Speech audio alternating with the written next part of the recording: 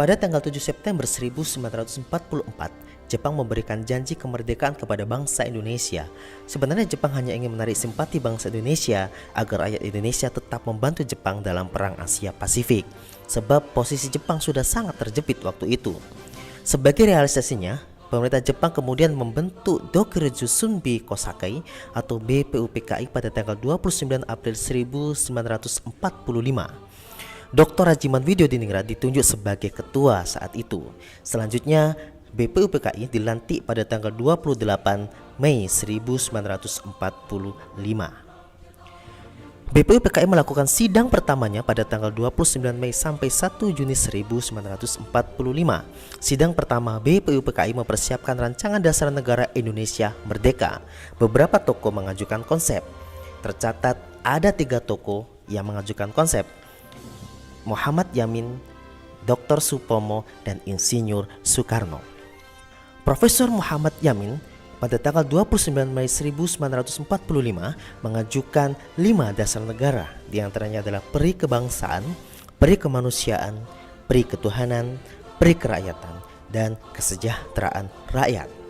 Kemudian di tanggal 31 Mei 1945, giliran Profesor Mr. Supomo yang memberikan atau mengusulkan dasar negara, diantaranya adalah tentang persatuan, kekeluargaan, keseimbangan lahir batin, musyawarah, dan keadilan rakyat. Selanjutnya, pada tanggal 1 Juni 1945, Insinyur Soekarno melalui pidatonya memberikan konsep dasar falsafah negara Indonesia Merdeka yang diberi nama Pancasila, yang berisikan kebangsaan, internasionalisme, mufakat, kesejahteraan, dan ketuhanan. Berdasarkan peristiwa inilah sampai saat ini kita kenal 1 Juni sebagai hari lahirnya Pancasila. Lebih lanjut, beliau mengemukakan bahwa kelima sila tersebut dapat diperas menjadi trisila: sosionalisme, sosiodemokrasi, dan ketuhanan. Rumusan trisila dapat pula diperas menjadi satu sila yang oleh Soekarno disebut sebagai ekasila, yaitu gotong royong. Selesai sidang pertama, BPUPKI sepakat membentuk sebuah panitia kecil yang berjumlah 8 orang untuk menyusun dan mengelompokkan semua usulan tersebut. Panitia 8 terdiri dari Insinyur Soekarno, Drs. Muhammad Hatta, Sutarjo, Kiai Haji Wahid Hasyim, Ki Bagus Hadi Kusumo, Oto Iskandar Dinata, Muhammad Yamin, dan A. Maramis. Para anggota sidang yang beragama Islam menghendaki bahwa negara berdasarkan syariat Islam, sedangkan golongan nasionalis berpendapat bahwa negara tidak mendasarkan hukum salah satu agama tertentu. Untuk mengatasi perbedaan tersebut, maka dibentuk lagi suatu panitia yang berjumlah 9 orang yang kita sebut dengan panitia 9, yang terdiri atas Insinyur Soekarno, Mr. Muhammad Yamin, Kiai Haji Wahid Hasyim, Dr. Andes Muhammad Hatta, Kiai Haji Abdul Kahar Muzakir, A. Maramis Subarjo, Abi Kusno Cokro Sujoso, dan Haji Agus Salim. Panitia 9 bersidang pada tanggal 22 Juni 1945 dan merumuskan calon mukaddimah hukum dasar atau lebih dikenal sebagai sebutan Piagam Jakarta sebagaimana berikut. 1.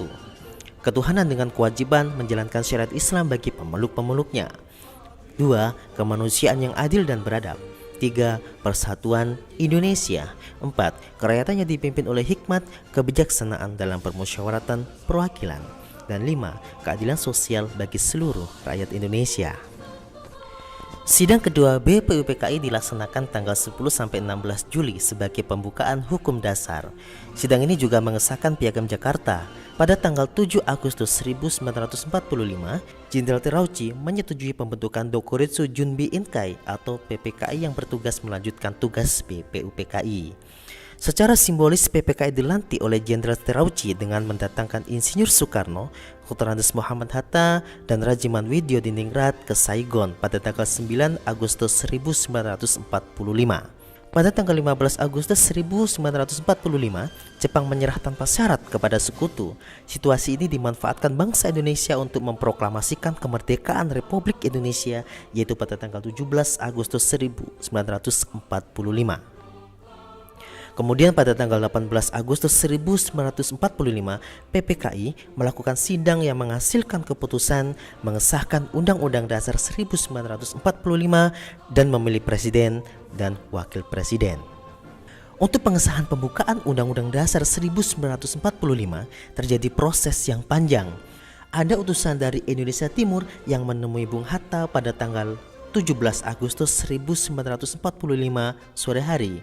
Intinya, rakyat Indonesia Timur mengusulkan agar pada alinea keempat di belakang kata ketuhanan yang berbunyi dengan kewajiban menjalankan syariat Islam bagi pemeluk-pemeluknya dihapus.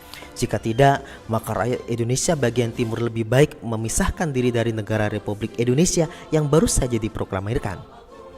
Akhirnya, demi persatuan dan kesatuan, tokoh-tokoh Islam merelakan dicoretnya dengan kewajiban menjalankan syariat Islam bagi pemeluk-pemeluknya dan diganti Yang Maha Esa. Rumusan Pancasila yang resmi terdapat dalam pembukaan Undang-Undang Dasar 1945. Bunyi lengkap teks Pancasila ialah 1. Ketuhanan yang Maha Esa. 2. Kemanusiaan yang adil dan beradab. 3. Persatuan Indonesia. 4. Kerakyatan yang dipimpin oleh hikmat, kebijaksanaan dalam permusyawaratan perwakilan. Dan 5. Keadilan sosial bagi seluruh rakyat Indonesia.